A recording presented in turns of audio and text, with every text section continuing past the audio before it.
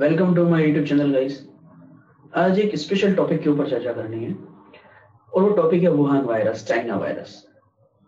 चीन के वुहान शहर से 2019 में एक वायरस फैला, दिसंबर 2019 में, जिसका नाम दिया गया कोविड-19। को का मतलब था कोरोना, वी का मतलब था वायरस और डी मतलब डिजीज, कोरोना वायरस डिजीज 19। अब ये वायरस जिस जगह से फैला और फिर दुनिया में फैल गया, लाखों लोग मर गए, अरबों करोड़ों का नुकसान हो गया, कितने कितने लोगों की नौकरियां चली गई, लेकिन फिर भी कोई भी इस बात पे चर्चा नहीं कर रहा है, कोई मीडिया, कोई देश, कोई व्यक्ति, कि ये वायरस एक प्राकृतिक आपदा ना होकर एक मनुष्य निर्मित आपदा है। सीधे शब्दों में कहें तो चीन द्वारा उपयोग किया गया ये जैविक हथियार है। ये जैविक हथियार है, जैसे परमाणु हथियार होते हैं, उसको भी कहते हैं वेपन ऑफ मास डिस्ट्रक्शन। युद्ध के अंदर वेपन ऑफ मास डिस्ट्रक्शन का मतलब होता है ऐसे हथियार जो बहुत सारा विनाश कर सके एक साथ। उसमें कई तरह के आते हैं, न्यूक्लियर वेपन भी आते हैं, केमिकल वेपन भी आते हैं, इलेक्ट्रोमैग्नेटिक वेपन्स भी आते हैं, और ये जो वेपन है जिसको अपन जैविक हथियार भी कह सकते हैं या बायोलॉजिकल वेपन भी कह सकते हैं। अब आज सभी दुनिया वाले यही मानते हैं कि भाई ये प्राकृतिक आपदा है, चीन से फैला, सब जगह फैल गया, लोग मर रहे हैं। लेकिन मैं कुछ उन बिंदुओं पर चर्चा करना चाहता हूं, आज उन तथ्यों की तरफ ध्यान आकर्षित करना चाहता हूं जो ये शंका पैदा करते हैं कि ये वायरस एक प्राकृतिक आपदा न होकर चीन द्वारा उपयोग किया गया जैविक हथियार है। उन कुछ बिंदुओं की आज मैं चर्चा करना चाहता हूं। सबसे पहला तथ्य जो ये शंका पैदा करता है कि ये एक हथियार है, सामान्य रूप से फैला वायरस नहीं, एक हथियार है, ऐसा जो पहला तथ्य जो शंका पैदा करता है वो है इसकी व्यापकता, इसका प्रसार। चीन के एक शहर वुहान में जब ये फैला तो वुहान से आगे वहां के किसी शंघाई या किसी और गांव या किसी और बड़े शहर कहीं ये नहीं पहुंचा। केवल एक शहर में इसको कंटेन कर लिया गया और वहां पर जो मौतें हुई, जो लोग बीमार हुए, बस फिनिश। उसके बाद ये कहीं नहीं फैला वहां पे। लेकिन दुनिया के जिस देश में गया वहां ये हर गांव तक पहुंच गया, ये वायरस हर गली तक पहुंच गया, हर गली में इसके कारण मौत हुई, हर शहर में इसके कारण मौत हो रही है। तो ऐसा कैसे हो सकता है कि एक ही वायरस, सिंगल वायरस तो सेम ही है, वायरस में तो कोई परिवर्तन हो ही गया एक दिन में, चीन में वो केवल एक शहर में ही फैलता है पर दुनिया में सब जगह फैल जाता है ना। और ऐसा नहीं है कि चीन ने लॉकडाउन लगाया हो, चीन ने अपने बिजनेस बंद कर दिए हो, अभी तक बंद रखे इसलिए नहीं फैल रहे हैं। जैसे लोगों ने इसको रोकने के लिए थोड़े दिन के लिए लॉकडाउन लगाया और फिर वापस ओपन किया सब कुछ, वैसे ही चीन ने भी कुछ दिन के लिए लॉकडाउन लगाया और फिर वापस सब कुछ खोल दिया। तो वहां पे तो ये नहीं फैल रहा है, चीन में दूसरी लहर भी नहीं आई, तीसरी लहर भी नहीं आई, लेकिन बाकी जितने देश में फैला है वहां दूसरी लहर भी आ रही है, तीसरी लहर भी आ रही है और ये बढ़ता ही जा रहा है। तो इसकी संक्रमण की जो व्यापकता है वो तथ्य हमें शंका देती है कि ये एक प्राकृतिक आपदा न होकर चीन द्वारा उपयोग किया गया जैविक हथियार है। ये पहला तथ्य है जो इस बात की तरफ हमको शंकित करता है कि ये एक सामान्य प्राकृतिक दुर्घटना न होकर वास्तव में एक जैविक हथियार है जो चीन ने उपयोग किया है।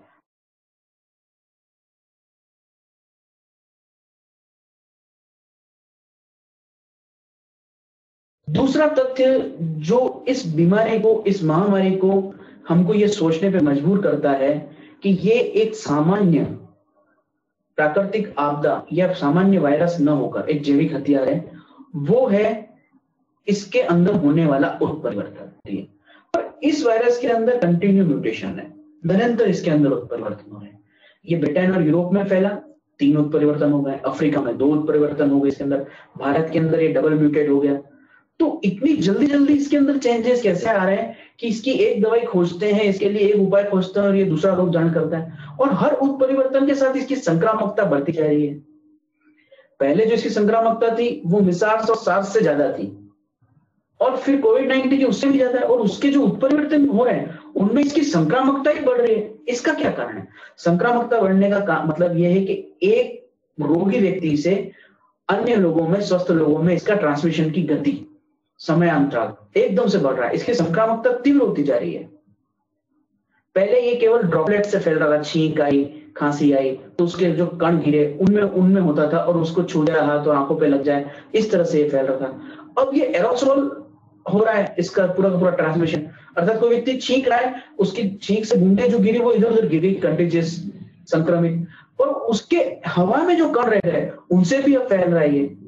तो ये इतना संक्रामक कैसे हो गया, और निरंतर संक्रामकता ही क्यों बढ़ रही है इसकी, और केवल अन्य देशों में ही क्यों हो रहा है ये म्यूटेशन? चीन में कोई म्यूटेशन क्यों नहीं होता? चीन में फैला, एक ही शहर में फैला और वहीं पे रुक गया और कोई म्यूटेशन भी नहीं हुआ। पर दूसरे जितने भी देश इससे लड़ रहे हैं वहां पे हर गली में पहुंच गया, कितने लॉकडाउन लगाओ, कितने काम धंधे बंद कर दो, कितने लोगों को बेरोजगार कर दो, तो भी फैलता ही जा रहा है। और फैलने के साथ साथ ये म्यूटेट भी हो रहा है, इसमें उत्परिवर्तन भी कंटिन्यू हो रहा है। तो ऐसा कैसे हुआ?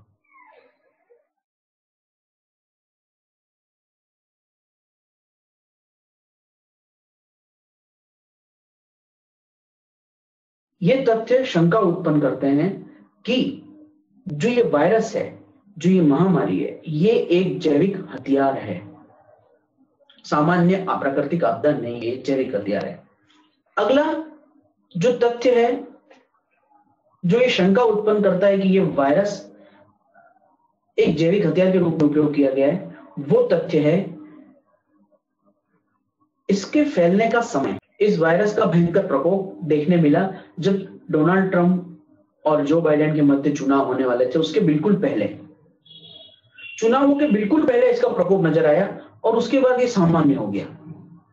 और विपक्षी दलों ने पूरी तरह से इसके फैलाव और इस बीमारी का जो जिम्मेदारी थी वो वहां के राष्ट्रपति डोनाल्ड ट्रंप के ऊपर थोप दी और वो चुनाव में जीत गए और डोनाल्ड ट्रंप हार गया।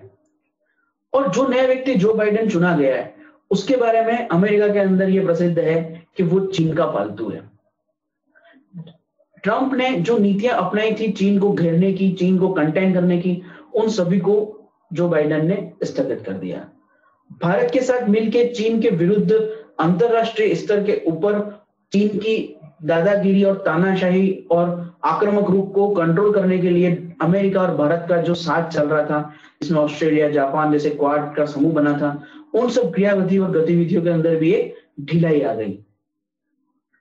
तो चीन के लिए अवसर बढ़ गए मनमानी करने के बाइडेन के आने के बाद। तो इसलिए बाइडेन जो आया है वो चीन की मदद से आया है, ऐसा अमेरिका की राजनीति के अंदर एक मान्यता चल रही है। एक पक्ष है, कुछ पक्ष हैं जो ऐसा कहते हैं कि ये बाइडेन है वो चीन का पालतू है, और बिल्कुल चुनाव से पहले ही ये वहां पे फैला। तो ये भी हमें इस प्रकार की शंका देने के लिए मजबूर करता है कि इसको किसी विशेष उद्देश्य के कारण फैलाया जा रहा है और एक बायोलॉजिकल वेपन है। एक चौथा तथ्य और है जो इस बात को सोचने के लिए मजबूर करता है कि ये वायरस एक जैविक हथियार है, और वो चौथा तथ्य है इस वायरस का नाम रखने के अंदर की गई भेदभावपूर्ण नीति। जब ये वायरस चीन के वुहान शहर से फैला तो इसका नाम कोरोना वायरस डिसीज 2019 रखा गया, कोविड-19 रखा गया इसका नाम, ठीक है। परंतु जब ये लंदन में जाके और वहां फैला तो इसका नाम रखा गया लंदन म्यूटेड वायरस, है ना। जब ये वायरस हमें अफ्रीका के अंदर होता है तो इसको अफ्रीकन म्यूटेशन कहा जाता है। भारत में जब फैलता है तो इसको इंडियन म्यूटेशन कहा जा रहा है। अर्थात ये विश्व के जिस जिस कोने में फैल रहा है उसके नाम पे, उस देश के नाम पे ठप्पा और मोहर लग रही है। लेकिन जहां से ये फैला वो नाम कोई भी नहीं ले सकता। एक व्यक्ति था डोनाल्ड ट्रंप जिसने ये नाम लिया था, ये चाइना वायरस है।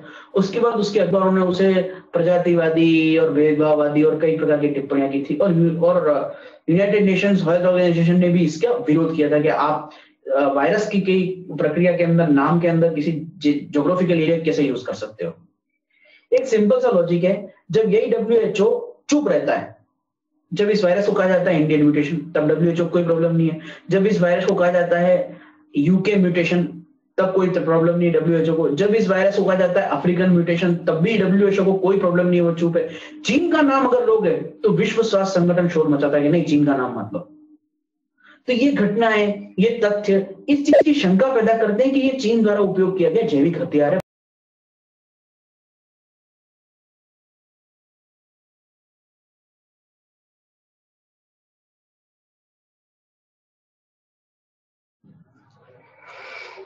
अब इसके नाम के संबंध में एक और तथ्य ये भी आता है कि अगर अफ्रीका के अंदर जो अफ्रीका के जिराफ हैं तो हम कहते हैं कि अफ्रीकन हाथी, है ना, अफ्रीकी शेर, उनको उधर ना जाना है। अब कंगारू ऑस्ट्रेलिया में पाया जाता है तो ऑस्ट्रेलियन कंगारू ही कहा जाता है उसको, है ना। और क्वाला भालू ऑस्ट्रेलियन कहा जाता है। लाल पांडा जो होता है या पांडा जो होता है वो चीनी होता है। तो जैव पदार्थों की विविधता है वो जिस भौगोलिक स्थिति में परिस्थिति में परिदृश्य में पाए जाते हैं उसके अनुसार उनका नाम लिया जाता है। तो इस वायरस के संदर्भ में ऐसा क्यों नहीं किया जा रहा? ये शंका उत्पन्न करता है हमें कि ये एक जैविक हथियार है, बनस्पत के हम इसको कहें कि ये एक महामारी है। एक तथ्य और है जो हमें इस बात की ओर इंगित करता है कि ये एक प्राकृतिक आपदा या महामारी न होकर एक जैविक हथियार है, और वो तथ्य है चीन की कंपनियों द्वारा यूरोप के कई देशों के अंदर निजी कंपनियों को खरीदने का प्रयास। इस महामारी और लॉकडाउन के कारण जब अर्थव्यवस्थाओं के अंदर गड़बड़ी हुई, कई कंपनियां डूब गई, तो चीन ने बैकडोर से कई राष्ट्रों के अंदर निजी कंपनियों को खरीदने का, उनके शेयर को खरीदने का प्रयास किया है, जो इस बात का स्पष्ट संकेत है कि चीन के लोग इस महामारी द्वारा पैदा किए गए आर्थिक खालीपन को अपने फायदे में उपयोग करने के लिए तैयार बैठे थे। यह सीधा एक तथ्य है जो ये दर्शाता है कि चीन रेडी था ये काम करने के लिए, कि बस ये केन प्रकरण हमें अवसर मिल जाए और हम ये काम कर लें।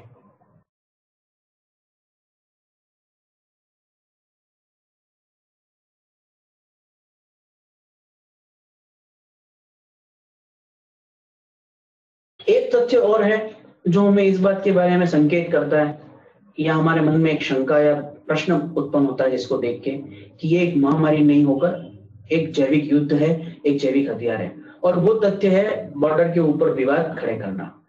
चीन के द्वारा ये संक्रमण जब फैलाया गया पूरे विश्व में, तो चीन ने लद्दाख में और भारत की सीमा पर एकदम से अपनी सैन्य गतिविधियां बढ़ा दी, और वहां पर उसने बहुत सारी सैन्य गतिविधियां एक्टिव कर दी, और वो उसने भारत की सीमा के अंदर प्रवेश भी किया, जिसके कारण कुछ मुठभेड़ भी हुई और वापस जाना पड़ा चीन को।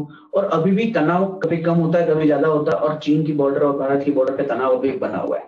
अब बात यह है कि अगर ये महामारी फैली है और उसके बाद भारत के अंदर और अमेरिका के अंदर जब लोग मर रहे हैं, हर तरह के चिकित्सा उपकरण, चिकित्सा सामान की कमी हो गई है, और पूरी एक असमंजस की अर्थव्यवस्था की स्थिति बनी हुई है, अर्थव्यवस्था चरमरा रही है, तब ये अवसर देखना कि बॉर्डर पे सेना खड़ी करके लड़ाई की तैयारी करना, ये सीधा प्रमाण है कि चीन ने इस चीज को एक जैविक युद्ध की तरह उपयोग किया है। और ये वायरस कोई महामारी किसी मनुष्य की गलती से या प्राकृतिक आपदा के रूप में नहीं फैला है, ये वायरस पूरी योजना पूर्वक बना के और फैलाया गया है। क्यों हमको ये शंका होती है, क्यों हमको ये प्रश्न हमारे दिमाग में आता है? इसलिए हमारे दिमाग में आता है कि जब एक तरफ भारत में लोग मर रहे हैं, अमेरिका में लोग मर रहे हैं, जापान में मर रहे हैं, और ये चारों तीनों देश हैं वो चीन के खिलाफ समुद्र के अंदर और अंतरराष्ट्रीय जगत के अंदर एक एम्पिटीनेस को भर रहे थे, चीन की मनमानियों को रोकने के लिए कुछ ना कुछ प्रयास कर रहे थे, और इन देशों के अंदर इसका प्रकोप देखने के लिए मिलता है। और जैसे ही प्रकोप बढ़ता है, बीमारी बढ़ती है, देश की चिकित्सा व्यवस्था, आर्थिक व्यवस्थाएं असंतुलित होती हैं, और तत्काल ही चीन सेना खड़ी कर देता है बॉर्डर पे, सैनिक विवाद खड़ा करता है। तो ये भी एक प्रमाण है कि चीन ने इस वायरस को जैविक हथियार के रूप में उपयोग किया है, बजाय कि इसको हम ये समझते हैं कि महामारी है। जिन तथ्यों के ऊपर हमने चर्चा करी, उन तथ्यों के अलावा भी कुछ तथ्य ऐसे हैं जिनसे शंका उत्पन्न होती है और ये संदेह पैदा होता है कि जो वायरस है ये महामारी न होकर एक जैविक हथियार है। उन्हीं में से ये एक और तथ्य है, वाशिंगटन पोस्ट और डेली मेल अखबार की खबरें। डेली मेल अखबार छपता है यूनाइटेड किंगडम से और वाशिंगटन पोस्ट अखबार छपता है अमेरिका से। इन दोनों अखबारों की अगर हम चर्चा करें, इन दोनों अखबारों का अगर हम न्यूज रिपोर्टिंग देखें, तो ये एक बार ऐसा कहते हैं कि वुहान शहर के अंदर जो वुहान वायरोलॉजी लैब है, उस लैब से ये वायरस किसी प्रकार से लीक हुआ या लीक किया गया है।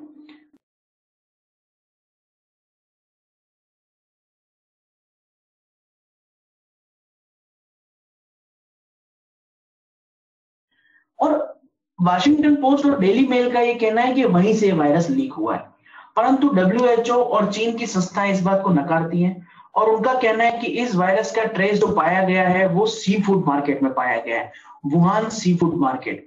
अब अगर हम वुहान सी फूड मार्केट की ज्योग्राफिकल लोकेशन देखें, तो हम ये पाते हैं कि वुहान सी फूड मार्केट है वो बिल्कुल नजदीक है इस वायरोलॉजी लैब के, यानी कि चीन इस बात को स्वीकार कर रहा है कि उसकी लैब के अंदर कोरोना के पुराने स्ट्रेन के ऊपर अध्ययन किया जा रहा था। पॉइंट नंबर 1, चीन इस बात को तो मानता है, परंतु ये कहता है कि ये फैला है सी फूड मार्केट से, जो उसी शहर में उसी लैब के बिल्कुल नजदीक बना हुआ है। और ये बात सभी स्वीकार करते हैं कि सी फूड मार्केट से बीमारी फैली है। लेकिन अकबर का कहना है कि सी फूड मार्केट में यह वायरस लैब से पहुंचाया गया है और योजनाबद्ध तरीके से पहुंचाया गया है। और ये शंका उत्पन्न करता है कि ये एक जैविक हथियार है, केवल एक महामारी नहीं। तो चीन की लैब के अंदर इस वायरस के ऊपर अध्ययन किया जा रहा था और उस लैब के पास जो मार्केट है वहीं से इस वायरस का फैलाव शुरू हुआ और ये महामारी चीन में फैली। चीन से इटली, इटली से फ्रांस, जर्मनी, फिर वहां से अमेरिका, ब्रिटेन, फिर अफ्रीका के देश होते हुए और भारत, और सब जगह फैल गई इस तरह से बीमारी। एक और तथ्य है जो ये शंका उत्पन्न करता है कि ये महामारी है वो एक जैविक हथियार है, सामान्य महामारी नहीं है। अब वो तथ्य क्या है, इसके ऊपर हम चर्चा कर लेते हैं। अमेरिका की सैन्य रिपोर्ट, अमेरिका के सैन्य विभाग की एक रिपोर्ट जो ये दावा करती है कि 1972 के अंदर जैविक अस्त्र प्रतिबंध संधि जो हुई थी उसका उल्लंघन कुछ राष्ट्र कर रहे हैं। सबसे पहले अपन बात कर लेते हैं 1972 की संधि के बारे में। 1972 के अंदर 180 राष्ट्रों ने इस बात पे सहमति जता के एक अनुबंध किया था, एक सहमति की थी कि कोई भी राष्ट्र जैविक हथियारों का उपयोग नहीं करेगा क्योंकि ये महाविनाश के हथियार है, वेपन ऑफ मास डिस्ट्रक्शन है। अब इन 180 देशों के अंदर सहमति बनी और सभी ने इस बात को स्वीकार किया, परंतु अमेरिका के सैन्य विभाग की एक रिपोर्ट है जिसका ये कहना है ईरान, इराक, चीन, रूस और लीबिया, ये देश इस संधि को नहीं मान रहे और अपने यहाँ पे गुप्त रूप से जैविक और रासायनिक हथियारों को बनाने का प्रयास जारी किए हुए हैं। और चीन के पास ऐसी लैब और ऐसी सुविधाएं हैं, रूस के पास हैं कि वो इस काम को वास्तव में कर सकते हैं। तो अमेरिकी खुफिया विभाग, सैन्य विभाग की ये रिपोर्ट भी इस बात को इंगित करती है कि किस प्रकार से ये कुछ राष्ट्र जैविक अस्त्र प्रतिबंध संधि जो थी उसका उल्लंघन करके ऐसे हथियारों का निर्माण करने में जी जान से लगे हुए थे। ये तथ्य भी शंका उत्पन्न करता है कि ये मात्र एक महामारी न होकर जैविक हथियार है। इसके अलावा एक तथ्य और है जो हमें शंका उत्पन्न करता है कि ये महामारी न होकर जैविक हथियार है। वो तथ्य आता है रशियन अखबारों से और रशियन मीडिया से। रशियन मीडिया का यह कहना है कि इस वायरस का निर्माण और प्रसार अमेरिका द्वारा किया गया है और इस वायरस का निर्माण और प्रसार अमेरिका ने किया है ताकि चीन के ऊपर नियंत्रण किया जा सके और चीन को किस प्रकार से कंटेन किया जा सके। यानी चीन के विरुद्ध अमेरिका ने इस वायरस का निर्माण करके इसका प्रसार किया। रूस के अखबारों के अंदर एक खबर छपी थी जब आरंभ में ये बीमारी फैली। तो इस प्रकार से हमें रूस की ये खबरें, रूस की मीडिया रिपोर्ट्स भी शंका उत्पन्न करती है कि भले ही इसे चीन ने फैलाया, भले ही इसे अमेरिका ने फैलाया, किसी और ने फैलाया, पर ये है एक जैविक हथियार, महामारी, सामान्य प्राकृतिक आपदा नहीं है। एक जैविक हथियार है जो भले ही किसी भी राष्ट्र ने फैलाया, क्योंकि रशिया का पक्ष ये है कि इसे अमेरिका ने फैलाया, अमेरिका का पक्ष ये है कि इसे चीन ने फैलाया। अगला कुछ ऐतिहासिक प्रमाण है, कुछ ऐतिहासिक घटनाएं पुरानी जो इस बात की ओर संकेत करती है कि जैविक हथियार हो सकता है। ऐसी ही एक घटना है 9/11, यानी 11 सितंबर को अमेरिका के वर्ल्ड ट्रेड सेंटर पर हमला हुआ था। उस वर्ल्ड ट्रेड सेंटर पर हमले के बाद अमेरिका के अंदर मीडिया आउटलेट को और लॉ मेकर्स को, यानी कांग्रेसमैन, जिन्हें हम यहाँ पे सांसद विधायक कहते हैं, वैसे अमेरिका के अंदर कांग्रेसमैन होते हैं, उनको कुछ चिट्ठियां प्राप्त हुई थी। उन चिट्ठियों के अंदर एंथ्रेक्स के वायरस को फैला के और अमेरिका के विरुद्ध जैविक हमला करने की धमकियां आई थी और उन धमकियों के बाद वहां पर एंथ्रेक्स फैला भी था। उन चिट्ठियों में एंथ्रेक्स के विषाणु पाए गए थे। एंथ्रेक्स के विषाणु से लगभग 5-6 लोगों की मृत्यु भी हुई थी और लगभग 70 लोगों में संक्रमण भी हो गया था और ये समस्या 7 से 10 दिन तक वहां पर रही थी। इसका अमेरिकी न्यूज चैनल और अखबारों के अंदर थोड़ा बहुत जिक्र आता है, स्पष्ट और व्यापक जिक्र नहीं आता है क्योंकि इसे बहुत जल्दी नियंत्रित कर लिया गया था। परंतु उस समय अमेरिका के विरुद्ध जैविक हथियार का उपयोग कुछ सीमा तक थोड़ा सा किया गया था, एक भय पैदा करने के लिए आतंकवादी समूहों के द्वारा चिट्ठियां अमेरिका को भेजी गई थी। तो ये भी एक तथ्य है जो ये स्पष्ट इंगित करता है कि ये एक सामान्य महामारी, प्राकृतिक आपदा न होकर एक जैविक हथियार हो सकता है।